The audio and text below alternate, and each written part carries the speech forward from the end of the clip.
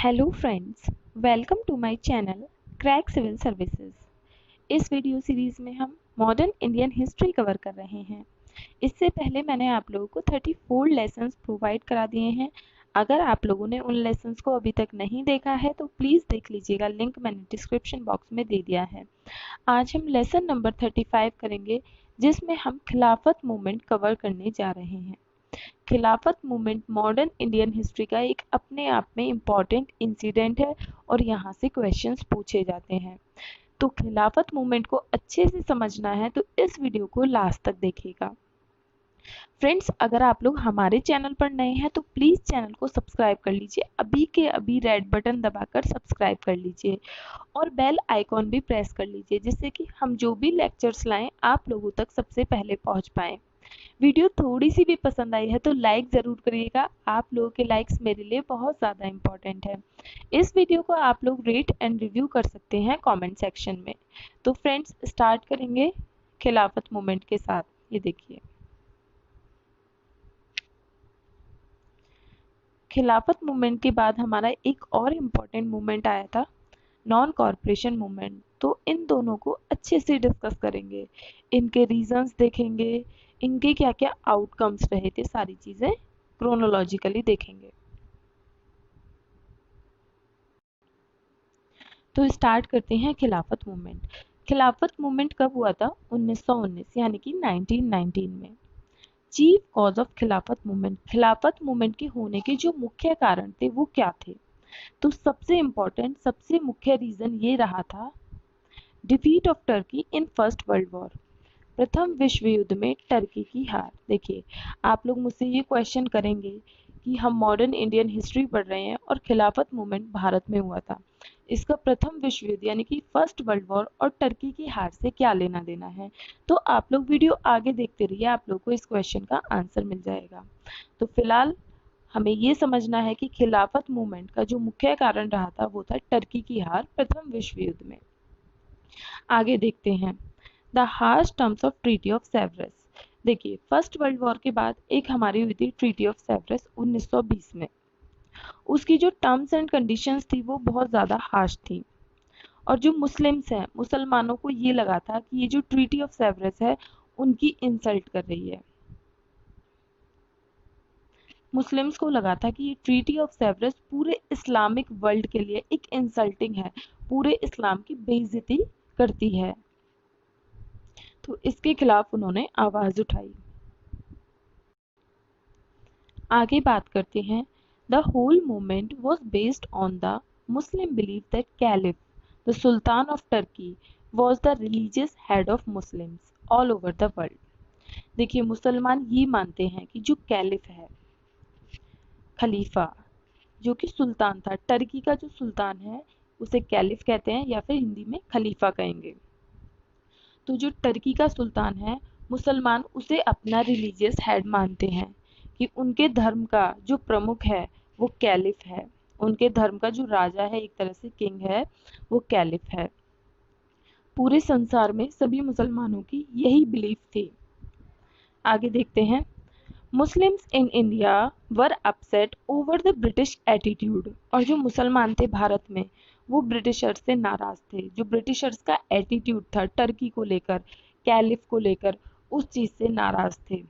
उन्हें लगता था कि जो हमारा रिलीजियस हेड है उसकी बेइज्जती हो गई है, और उसकी बेइज्जती मतलब पूरे इस्लामिक वर्ल्ड की बेइज्जती, पूरे मुसलमानों की बेइज्जती। तो इसी वजह से इंडिया में जो मुस्लिम्स थे उन्होंने क्या किया, खिलाफत मूवमेंट लॉन्च किया। अब हम बात कर लेते हैं खिलाफत मूवमेंट के जो इम्पोर्टेंट लीडर्स थे। Maulana Abul Kalam Azad, M A Ansari, Saifuddin Kitchlu. इसके अलावा दो भाई थे, अली ब्रदर्स, जिन्हें हम अली बंधु भी कहते हैं। ये खिलाफत मूवमेंट के प्रोमिनेंट लीडर्स थे, मुख्य नेता थे। इन लीडर्स को आप लोग इमेज में देख सकते हैं।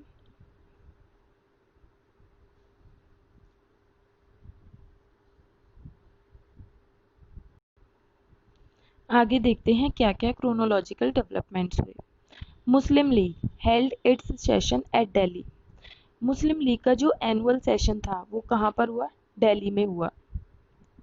And decided to form central Khilafat committee, और वहाँ पर ये डिसीजन लिया गया, ये निर्णय लिया गया कि एक सेंट्रल खिलाफत कमेटी बनाई जाएगी। तो आप लोगों को याद रखना है 1918 में मुस्लिम लीग का जो सेशन हुआ था वो दिल्ली में हुआ था, दिल्ली में हुआ था, और वहाँ पर ये डिसाइड किया गया था, अभी बनी नहीं थी, सिर्फ निर्णय लिया गया था कि एक सेंट्रल खिलाफत कमेटी बनाई जाएगी।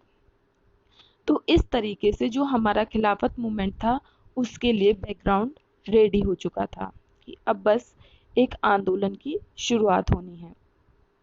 अब देखिए अगले ही साल central Khilafat committee was formed, central Khilafat committee बना दी गई बॉम्बे में। तो इसलिए मैं आप लोगों को यहाँ पर डिफ्रेंशिएट कर रही हूँ कि जो 1918 में दिल्ली में सेशन हुआ था वहाँ पर सोचा गया था कि एक सेंट्रल खिलाफत कमेटी बनाएंगे, लेकिन अगले साल एक सेंट्रल खिलाफत कमेटी बनाई गई थी बॉम्बे में 19 अक्टूबर 2019 को। The whole country observe the Khilafat day, और इसी दिन हमारा एक खिलाफत डे के तौर पे पूरे देश में मनाया गया था।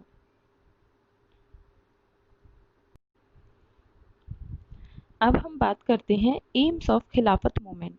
खिलाफत मूवमेंट के एम्स क्या हैं, क्या ऑब्जेक्टिव्स रहे थे और इनके थ्रू क्या अचीव करना चाहते थे। तो सबसे पहले आ जाता है caliph must be retain Muslim holy places. जो खलीफा थे, कैलिफ थे, उनके पास मुसलमानों के पवित्र स्थल होने चाहिए, मतलब जो मुसलमानों के पवित्र स्थल थे वो किसी और को नहीं दिए जाने चाहिए, सिर्फ कैलिफ के पास होने चाहिए। He must be given his pre war territory. देखिए फर्स्ट वर्ल्ड वॉर होने से पहले जो कैलिफ के पास टेरिटरी थी, जितना एरिया था, उन्हें वो वापस दे दिया जाना चाहिए, so that he could maintain its position in Islamic world, जिससे कि वो अपनी पोजीशन मेंटेन कर सके, जो उनका रुतबा है वो मेंटेन कर सके इस्लामिक वर्ल्ड में। द जजीरत अल अरब, देखिए ये जो जजीरत अल अरब है मुसलमानों का होली एरिया है, पवित्र स्थल है, और ये कौन कौन सी कंट्रीज में पड़ता है, सऊदी अरब, सीरिया, पैलेस्टीन और इराक में। इन चारों कंट्रीज का कुछ कुछ पोर्शन मिलकर इस एरिया को बनाता है द जजीरत अल अरब। तो मुस्लिम ये चाहते थे, मुसलमान ये चाहते थे कि ये जो होली एरिया है ये किसी और को नहीं दिया जाना चाहिए, ये ऐसे पर्सन को नहीं दिया जाना चाहिए जो कि मुस्लिम नहीं है। The Jazirat al Arab must not be given to any non Muslim sovereign. तो ये वाला एरिया किसी नॉन मुस्लिम को नहीं दिया जाना चाहिए। अब इंडिया में जो खिलाफत मूवमेंट चल रहा था इसके ये सब टारगेट थे, हालांकि इनका भारत की आज़ादी से कुछ भी लेना देना नहीं था, ये प्योरली इस्लामिक वर्ल्ड के लिए थे। लेकिन गांधी जी ने इसको एज अ अपॉर्चुनिटी देखा, क्योंकि ये जो मूवमेंट था खिलाफत मूवमेंट ये एंटी ब्रिटिश था। तो गांधी जी चाहते थे क्योंकि ये एंटी ब्रिटिश है तो हिंदू मुस्लिम यूनिटी को भी प्रमोट कर सकेंगे, और साथ में भारत में जो इंडिया में इंडिपेंडेंस स्ट्रगल चल रहा था उसे और मजबूती मिल सकेगी अगर उसमें मुस्लिम्स भी ज़्यादा से ज़्यादा पार्टिसिपेट करेंगे। तो Mahatma Gandhi was particularly interested in bringing Hindus and Muslims together। Mahatma Gandhi यही चाहते थे कि हिंदू मुसलमान एक साथ आएं। To achieve countries independence, Bharat को स्वतंत्र कराने में, आज़ाद कराने में दोनों एक साथ मिलकर फाइट करें ब्रिटिशर्स से। तो इस चीज़ को गांधी जी ने एज अ अपॉर्चुनिटी लिया, गांधी जी ने खिलाफत मूवमेंट को सपोर्ट किया था। इसीलिए क्या हुआ, central Khilafat committee meet at Allahabad on 1 and 2 June, ये 1920 है। सेंट्रल खिलाफत कमेटी इलाहाबाद में मिली 1 और 2 जून को 1920 में, यानी कि अगले ही साल 1 और 2 जून को सेंट्रल खिलाफत कमेटी इलाहाबाद में मिली, और उन्होंने गांधी जी से कहा कि गांधी जी आप नॉन कॉरपोरेशन मूवमेंट शुरू कर दीजिए, असहयोग आंदोलन शुरू कर दीजिए। गांधी जी ने ये डिसाइड किया कि जो नॉन कॉरपोरेशन मूवमेंट है, असहयोग आंदोलन है, 1 अगस्त 1920 से शुरू किया जाएगा एक हड़ताल के साथ। 1 अगस्त 1920 को हड़ताल की जाएगी और असहयोग आंदोलन शुरू किया जाएगा। Gandhi decided that the movement should begin with the strike on 1st August 1920. Later, when the day arrived, the movement was huge success. जब 1 अगस्त का दिन आया, 1 अगस्त 1920 का जो दिन आया था, ये जो मूवमेंट था, नॉन कॉरपोरेशन मूवमेंट, एक बहुत ही बड़ा सक्सेस था, बहुत ही बड़ा सफलता रही। क्यों? As it coincide with the death of Tilak. उसी दिन बाल गंगाधर तिलक की मृत्यु हो गई थी और लोगों में बहुत ज़्यादा आक्रोश था। इस वजह से बहुत ज़्यादा लोगों ने इस मूवमेंट में पार्टिसिपेट किया, नॉन कॉरपोरेशन मूवमेंट में पार्टिसिपेट किया और ये एक ह्यूज सक्सेस था। तो फ्रेंड्स, ये था हमारा खिलाफत मूवमेंट और इसके बाद अब हमारी नॉन कॉरपोरेशन मूवमेंट असहयोग आंदोलन की शुरुआत हो जाएगी 1920 में। थोड़ा सा हमने बैकग्राउंड डिस्कस भी कर लिया है। आगे हम एनसीएम के बारे में डिटेल में पढ़ेंगे। तो फ्रेंड्स, नेक्स्ट वीडियो में हम नॉन कॉरपोरेशन मूवमेंट पढ़ेंगे। नॉन कॉरपोरेशन मूवमेंट के बारे में डिटेल से जानेंगे। अगर आप लोगों को आज की वीडियो पसंद आई है, मेरा कंटेंट थोड़ा सा भी अच्छा लगा है, तो वीडियो को लाइक ज़रूर कर दीजिएगा। चैनल पर नए हैं तो चैनल को सब्सक्राइब कर लीजिएगा। अपने फ्रेंड्स के साथ शेयर ज़रूर कीजिएगा। फ्रेंड्स, आप लोग इंटरेक्टिव बने। कमेंट सेक्शन में अगर आप लोगों की क्वेरीज हैं तो ज़रूर पूछते रहिएगा। उसके अलावा कोई भी आपको टॉपिक चाहिए जो कि एग्जामिनेशन पॉइंट ऑफ व्यू से बहुत ज़्यादा इंपॉर्टेंट है, तो मुझे कमेंट करके बताइए, मैं आप लोगों को वही टॉपिक प्रोवाइड कराऊंगी। थोड़ा सा इंटरेक्टिव बनेंगे तो आप लोगों को भी पढ़ने में मज़ा आएगा, हमें भी पढ़ाने में मज़ा आएगा। आप लोगों की ये जो सिविल सर्विसेज की जर्नी है, गवर्नमेंट जॉब पाने की जर्नी है, वो भी आसान हो जाएगी और एक मोटिवेशन बना रहेगा। तो thank you so much friends. आप लोगों के लिए मैं करंट अफेयर्स की वीडियो भी बना रही हूँ। 15 दिन के करंट अफेयर्स हम एक साथ कवर कर लेते हैं, वो भी सभी करंट अफेयर्स मैं उसमें कवर करती हूँ। तो उस सीरीज़ को भी ज़रूर फॉलो कर लीजिए, क्योंकि वो सीरीज़ सभी एग्जामिनेशंस के लिए बहुत बहुत इम्पोर्टेंट है।